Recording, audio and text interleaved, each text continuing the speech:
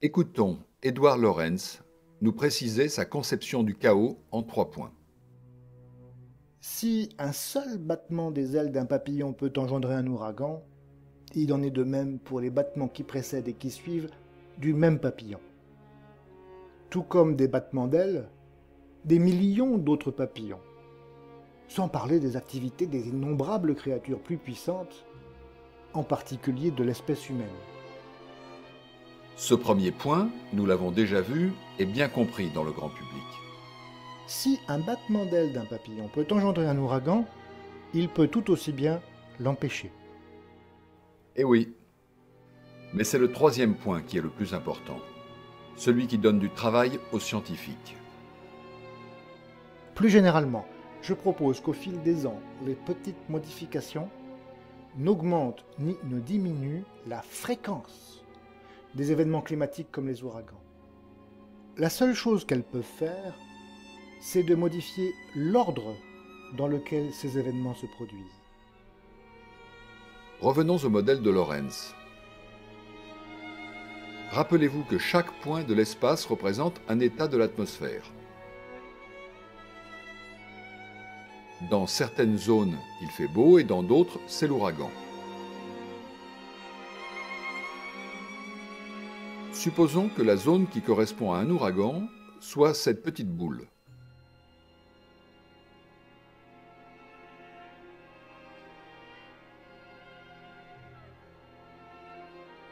Prenons une condition climatique initiale et observons la trajectoire. De temps en temps, un ouragan se produit, quand la trajectoire pénètre dans la boule. Comptabilisons la proportion du temps entre 0 et t, pendant lequel un ouragan sévit. Voyez, il semble difficile de deviner à quel moment précis sa trajectoire entre dans la boule. Mais on constate que le temps moyen de passage dans la boule converge vers une limite quand t tend vers l'infini. Ici, environ 5,1%.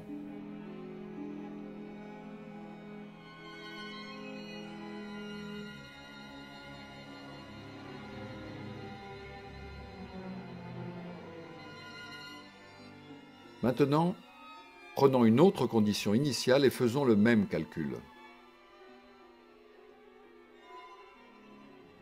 Eh bien, là encore, on voit que le temps de passage tend en moyenne vers une limite. Mais, ô surprise, on constate que cette limite est la même que précédemment, environ 5,1%. Essayons avec une autre trajectoire.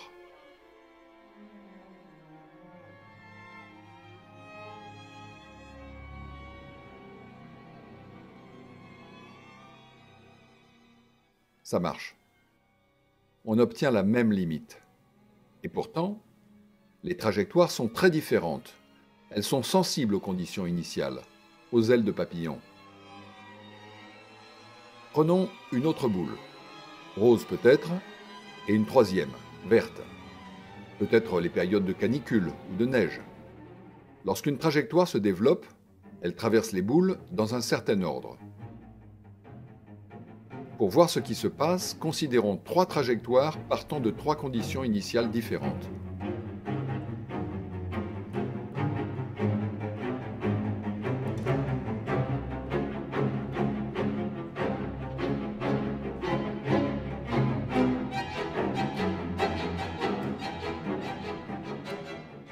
Regardez. Sur les trajectoires, les situations ouragan, neige, canicule alternent de manière incompréhensible, différentes d'une trajectoire à l'autre, impossible à comprendre. Mais les proportions de jaune, vert et rose convergent rapidement vers les mêmes limites. Ici, 5,1, 14,03 et 7,4%. Tout se passe comme si on tirait au hasard des boules jaunes, vertes ou roses avec des probabilités bien précises. Écoutons à nouveau Lorenz.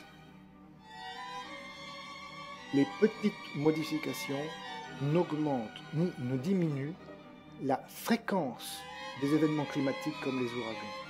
La seule chose qu'elles peuvent faire est de modifier l'ordre dans lequel ces événements se produisent. Voilà un énoncé scientifique. Le but de la prévision a changé.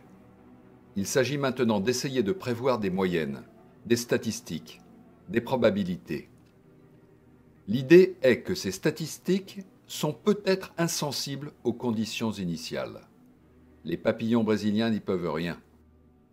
Cette hypothèse, non démontrée, la possible coexistence d'un chaos météorologique pour lequel les mouvements futurs sont sensibles aux conditions initiales et d'une stabilité statistique insensible aux conditions initiales, mettra longtemps avant d'être formulée mathématiquement.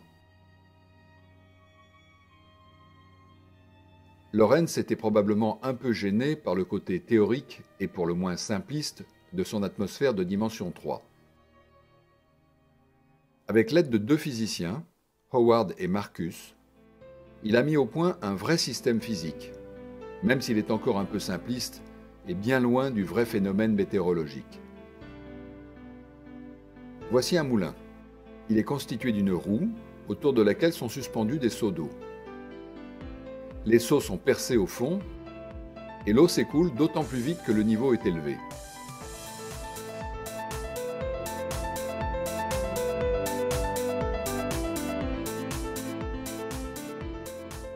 Tout en haut, on ouvre un robinet et on observe le mouvement.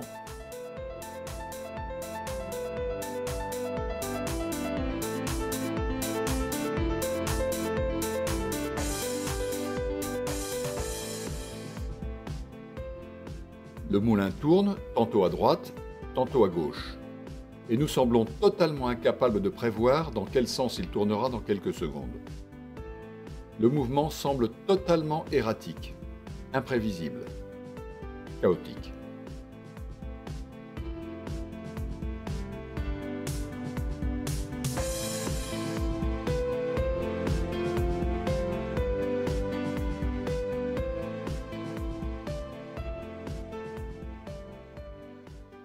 Y a-t-il un rapport entre le moulin et l'attracteur de Lorentz?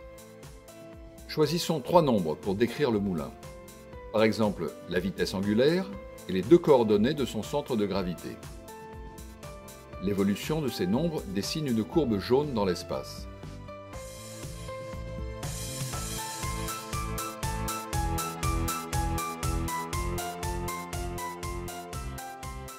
Incroyable, non?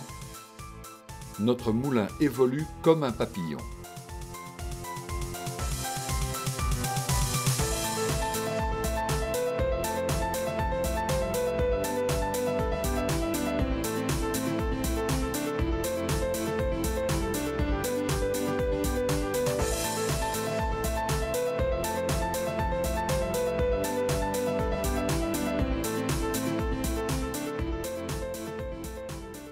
Changeons imperceptiblement la position initiale.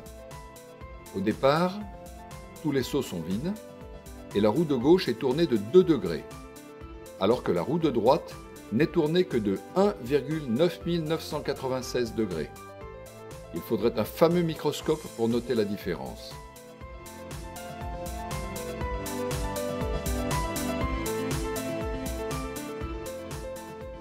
Oui. On observe bien la dépendance sensible aux conditions initiales. Après un certain temps, les deux moulins ont des comportements complètement différents.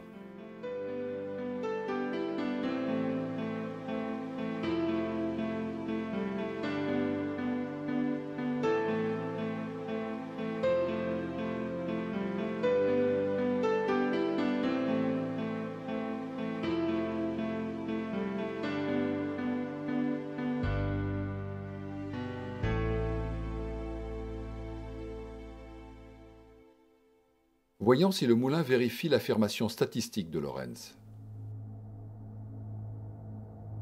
Nos deux moulins partent presque dans la même position. Observons leur vitesse. Par exemple, 25 fois par seconde pendant 5000 secondes, donc 125 000 observations. À chaque observation, notons la vitesse de rotation de la roue. Une idée très simple est de faire ce que font les statisticiens. Un diagramme en bâton pour illustrer la distribution. Nous avons découpé 35 intervalles de même longueur décrivant la vitesse. Et nous avons compté le nombre de fois où la mesure de la vitesse était dans chacun de ces intervalles. Voici le résultat. Certains intervalles semblent plus visités que d'autres. Nos moulins se comportent de manière bien différente. Il y a dépendance sensible aux conditions initiales.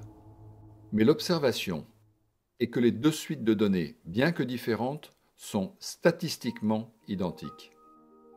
Les diagrammes en bâton tendent à devenir identiques. Ça marche. Lorentz semble avoir raison. Lorsque la statistique du futur d'une trajectoire est insensible aux conditions initiales, on dit que la dynamique possède une mesure de Sinai-Ruel-Bowen, une mesure SRB. Le but du prévisionniste consiste alors à déterminer ces statistiques. Par exemple, observons l'évolution de la température au cours du temps, l'une des coordonnées dans l'équation de Lorentz. On dessine encore un diagramme en bâton, comme nous l'avons fait avec le moulin. Pour chaque intervalle de température, on note la proportion d'observations qui tombe dans cet intervalle.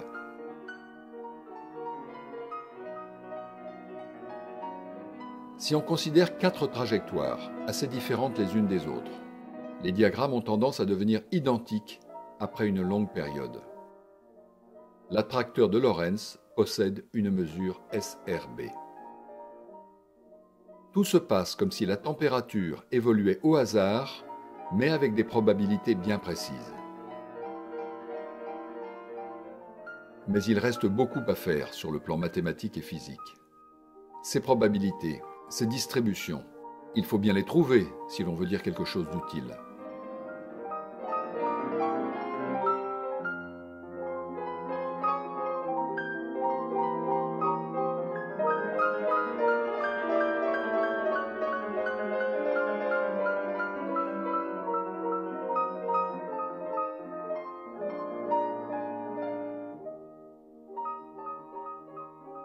Espérons avoir rendu justice à Lorentz qui ne s'est pas contenté de dire que le futur dépend fortement du présent. Beaucoup l'avaient dit avant lui. Mais sa contribution est aussi, et peut-être surtout, de montrer qu'en recentrant ses ambitions autour de questions statistiques, on peut préserver un caractère prédictif à la science.